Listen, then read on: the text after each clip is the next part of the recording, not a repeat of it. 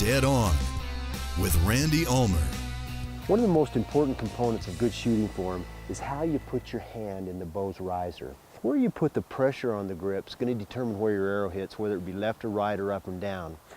The key is, like everything else in archery, is to be consistent. You have to put your hand in the bow the same way every time in order to be as accurate as you can be. Now, for the most part, if you put your pressure low on the riser, you're going to end up getting a high shot. If you put your hand pressure high on the riser, you're going to get a low shot. And if you put it left or right, you're going to get left or right shots. Now, I'd like to see your knuckles at about a 45-degree angle, and I'd like the center of the grip right down your lifeline. Put your hand into the bow in this position and then kind of let the bow settle into the groove, and you'll feel it push back against you as you draw the bow. Now, I found that the smaller the grip is, the more likely it is to settle into my hand in the same way every time. A bigger grip may be more comfortable, but it's just a lot easier to torque.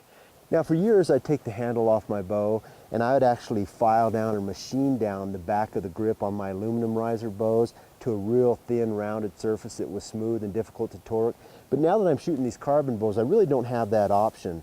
But the more I shoot them, the more I think they might be better, because I've got a little squared off edge here. It's very small, it's very smooth, but it kind of gives me more security, and I feel a little more secure when I'm shooting this bow. But you're just going to have to experiment with your handle and see what works best for you. This has been Dead On with Randy Ulmer.